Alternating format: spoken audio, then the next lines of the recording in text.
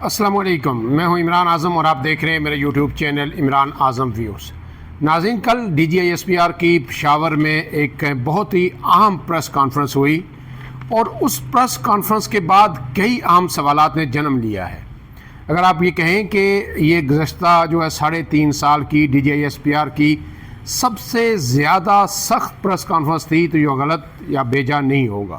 اور اس میں جو ان کا زیادہ تر جو انہوں نے گفتگو کی یا مورد الزام ٹھہرایا وہ خیبر پختونخوا کے اندر جو سیاسی جماعت جس کی طویل عرصے سے حکومت ہے پاکستان تحریک انصاف،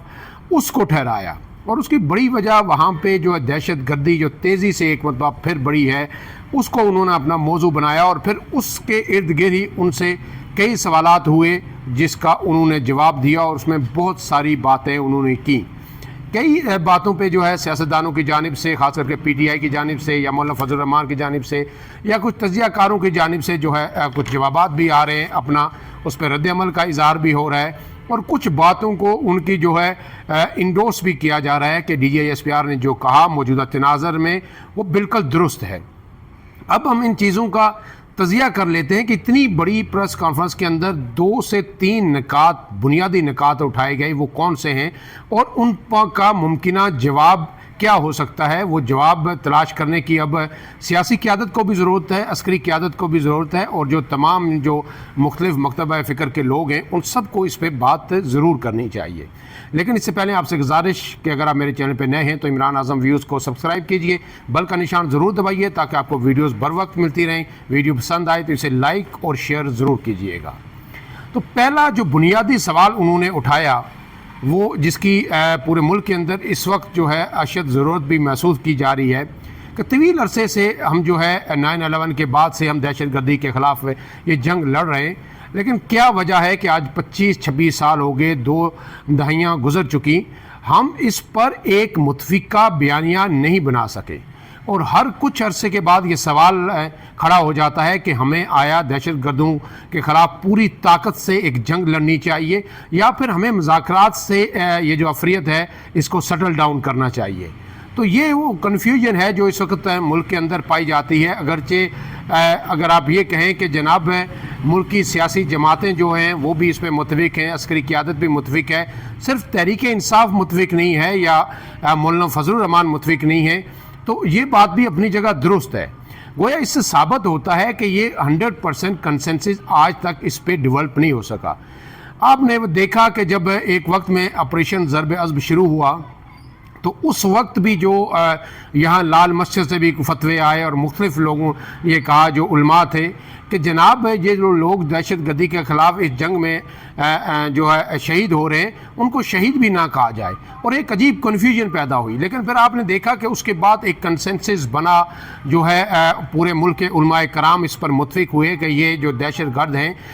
یہ حقیقی معنوں میں دہشت گرد ہیں اور ریاست پر حملہ آور ہیں، عام شہریوں کو، نہتے شہریوں کو یہ نشانہ بنا رہے ہیں، اور ان کے خلاف جہاد جو ہے ریاست کی جانب سے جو شروع کیا گیا ہے یہ 100% درست ہے۔ پھر ہم نے دیکھا کہ پوری قوم اس کے پیچھے کھڑی ہوئی اور آپریشن ضرب عضب نے ہم نے ایک بڑی کامیابی حاصل کی، اور دہشت گردی آلموسٹ جو ہے یہاں سے پاکستان کے اندر سے ختم ہو گئی۔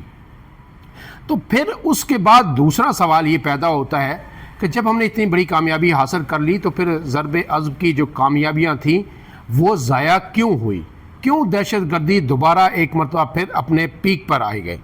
تو اس پر جب ہم بات کرتے ہیں تو ہمیں جنرل باجوہ جو سابق آرمی چیف تھے وہ بار بار ہمیں ان کے وہ الفاظ کانوں میں گونجتے ہیں جب وہ میڈیا کے سامنے آتے تھے، پاکستانی میڈیا یا انٹرنیشنل میڈیا کے ساتھ ان کا انٹریکشن ہوتا تھا، تو ایک بات وہ بڑے تواتر کے ساتھ یہ کہتے تھے کہ پوری دنیا اب ہم سے سیکھنا چاہتی ہے کہ ہم نے اس دہشت گردی کے خلاف جنگ کس طرح جیتی، اور پاکستان کی فوج نے جو کامیابی حاصل کی یہ اب ایک دنیا کے لیے ایک کیس سٹڈی ہے کہ کس طرح پاکستان نے اتنی بڑی دہشت گردی کو جو بے قابو ہو چکی تھی ملک کے طول و عرض میں، اور کہا جاتا تھا کہ دہشت گرد اسلام آباد تک پہنچنے میں کامیاب ہو گئے ہیں، ہم نے ان کو جو ہے ختم کیا۔ لیکن پھر ہم نے دیکھا کہ اس سب کے بعد پھر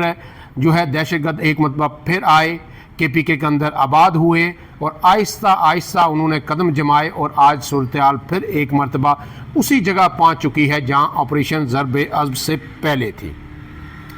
اس میں جو D G I S P R نے پریس کانفرنس کی، انہوں نے اس میں مورد الزام ٹھہرایا سب سے پہلے جو سیاسی قوتوں کو بھی کہ جو نیشنل ایکشن پلان جو بنا تھا اس میں ایک بنیادی نقطہ یہ تھا کہ جی بیانیہ بنایا جائے گا. وہ بیانیہ وہ اتفاق رائے سیاسی قیادت کی ذمہ داری تھی, وہ آج تک حاصل نہیں کیا جا سکا. تو یہ فوج کا کام نہیں تھا بیانیہ بنانا, یہ سیاسی قوتوں کا سیاسی حکومتوں کا کام تھا, وہ نہیں بنایا گیا اور جو ریاست کے اوپر سیاست غالب آ گئی. اس کے ساتھ ساتھ انہوں نے یہ کہا کہ آج لوگ جو ہے کے پی کے اندر اس آپریشن کی مخالفت کر رہے ہیں تو ان کا بیسیکلی سیاست کا اور جرم کا گٹھ جوڑ خیبر پختونخوا کے اندر جو ہے بن چکا ہے. اور انہوں نے کہا ہے کہ جب یہ ہم لوگوں کو یہاں سے افغانستان واپس بھیجنے کی بات کرتے ہیں جو افغان مہاجرین ہیں تو اس پہ بھی سوالات اٹھائے جاتے ہیں, کیونکہ انہوں نے اس کی وجہ بیان کی کہ جب تک یہ لوگ یہاں موجود رہیں گے, یہاں آنا جانا آمد و رفت رہے گی, تو جناب جب یہ لوگ آتے ہیں تو یہ اپنے ساتھ پھر جو ہے اسمگلنگ بھی کرتے ہیں, اسمگلنگ کے راستے بھی کھلے رہتے ہیں, منشیات کے راستے بھی کھلے رہتے ہیں, اسلحہ کی بھی اسمگلنگ ہوتی ہے. اور انہوں نے کہا کہ امریکہ جو اسلحہ چھوڑ کے گیا تھا افغانستان میں, انہوں نے کہا تقریباً 7.2 ارب ڈالر کی مالیت کا یہ اسلحہ تھا جو دہشت گردوں کے ہاتھ لگا, ٹی ٹی پی کے ہاتھ لگا, افغان طالبان کے ہاتھ لگا, اور وہی اب ہمارے خلاف جو ہے یہاں پہ استعمال ہو رہا ہے.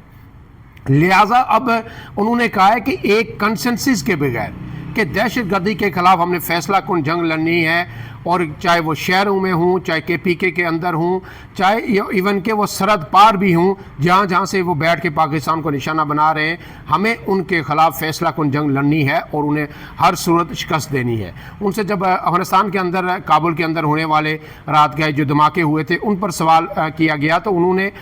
دو ٹوک الفاظ میں اس کی ذمہ داری قبول نہیں کی کہ آیا یہ پاکستان نے کیا, لیکن انہوں نے کہا ہے کہ جہاں جہاں سے پاکستان کے مفادات کو نشانہ بنایا جائے گا, پاکستان یہ حق محفوظ رکھتا ہے کہ وہاں دہشت گردوں کو نشانہ بنایا جائے.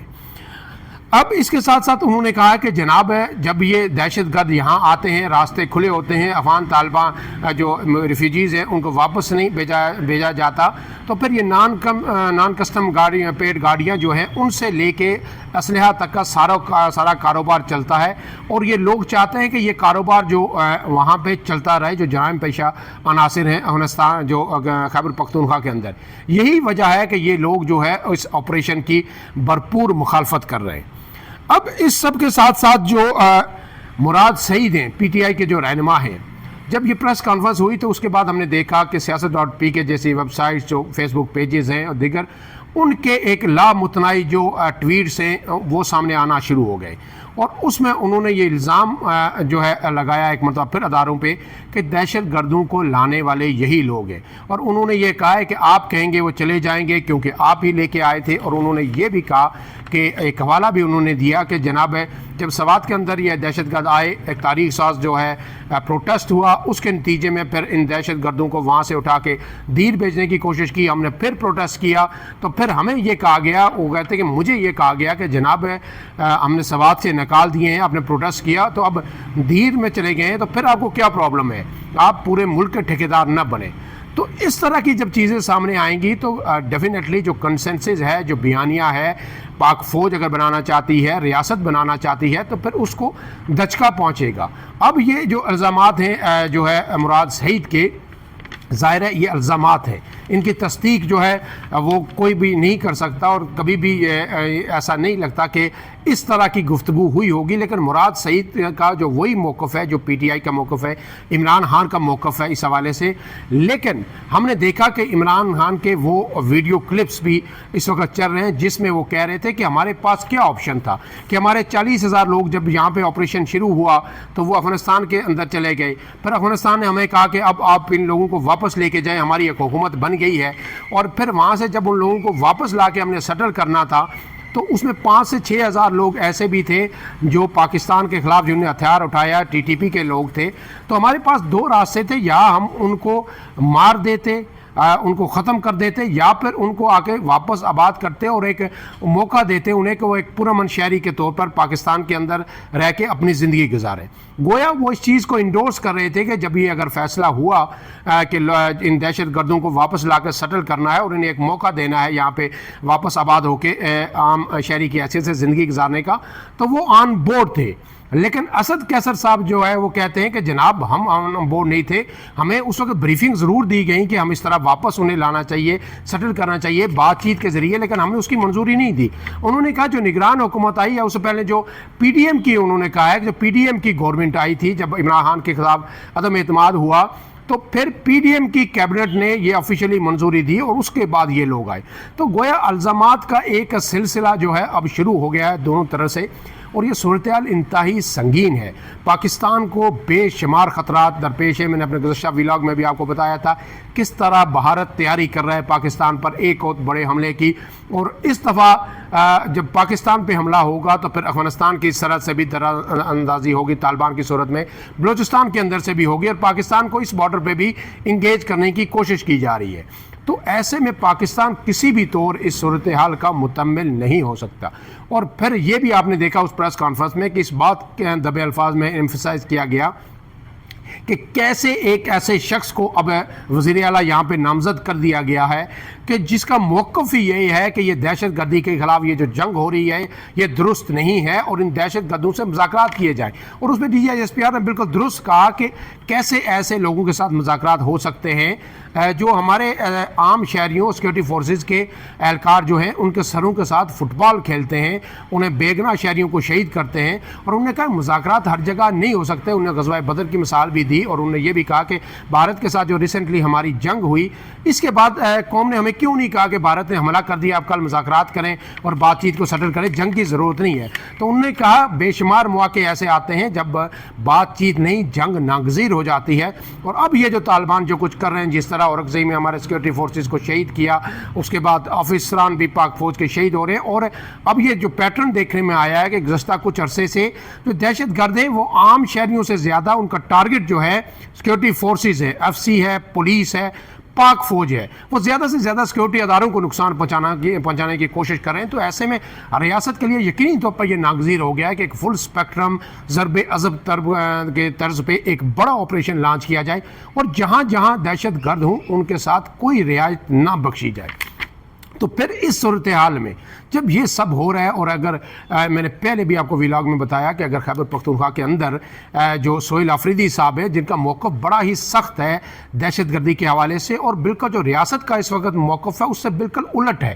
اور یہ اگر وہاں پہ وزیر اعلیٰ بن جاتے ہیں تو یہ دوسرے دن اگر اٹھ کے پریس کانفرنسیں شروع کر دیتے ہیں اس آپریشن کے خلاف, اور جو پاک فوج کارروائی کرتی ہے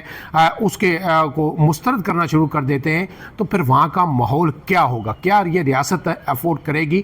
بالکل بھی نہیں, کسی صورت افورڈ نہیں کر سکتی. اسی لیے اب جو ذرائع بتا رہے ہیں کہ جو فیصلہ جو ہو چکا ہے کہ خیبر پختونخوا کے اندر یہ نہیں ہونے دیا جائے گا جو پی ٹی آئی کرنے جا رہی ہے, یا پی ٹی آئی جس چیز کی خواہش مند ہے. اب باہر بیٹھے جو ویلاگرز ہیں وہ یہ کہہ رہے ہیں, خبریں دے رہے ہیں جناب کہ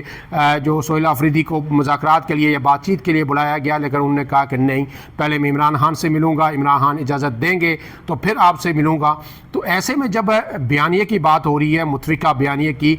پاک فوج یہ کہہ رہی ہے, D G S P R کہہ رہے ہیں کہ متفقہ بیانیہ بنایا جائے, تو اگر سہیل آفریدی کو وہاں پہ حکومت دے دی جاتی ہے اور ٹرانزیشن ہو جاتی ہے تو کیا یہ بیانیہ بن سکے گا؟ پھر تو ظاہر ہے ممکن نہیں ہے کہ وہ بیانیہ بن سکے. اس لیے اب جو اطلاعات ہیں کہ یہ فیصلہ کیا گیا ہے کہ شاید کے پی کے اندر جو ہے سہیل آفریدی وزیر اعلیٰ بآسانی نہ بن سکے. لیکن ایک یہ بھی اہم فیکٹر ہے کہ اگر وہ نہیں بنتے تو یہ بھی ایک بہت بڑا جو ہے تنازع کھڑا ہوگا, کیونکہ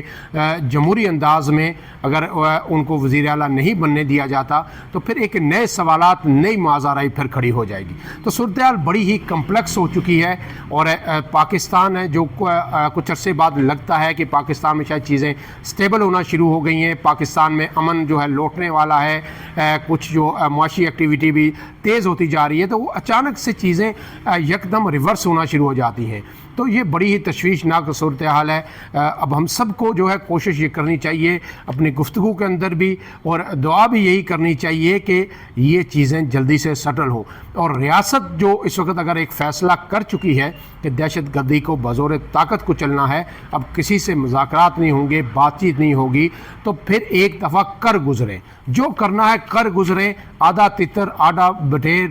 گڑ طالبان بیڑ طالبان, یہ بہت عرصہ ہو چکا, اور اور اس کے نتائج جو ہے کہیں بھی مثبت نہیں آئے، منفی آئے، اور بار بار پھر ریاست کے اندر سے ہی سوالات اٹھتے رہے۔ تو اب اگر یہ فیصلہ کر لیا ہے تو میرے خیال میں اس پر عمل درآمد ہونا چاہیے، اور پی ٹی آئی کو بھی ایک قدم پیچھے ہٹ کے ایک آخری موقع جو ہے دینا چاہیے، اپنے سیکورٹی اداروں پہ اعتماد کرنا چاہیے کہ اس دفعہ جو فیصلہ کیا گیا ہے اس پر 100% عمل ہوگا، اور اس کے بعد پھر یہ واپسی، آباد کاری، گڑ طالبان، بیڑ طالبان، ایسا کوئی کھیل کھیلا نہیں جائے گا۔ اس حوالے سے جو اپڈیٹس آئیں گے آپ کے ساتھ شیئر کریں گے۔ فی الحال کے لیے اتنا ہی۔ عمران اعظم کو دیجیے اجازت، اللہ حافظ۔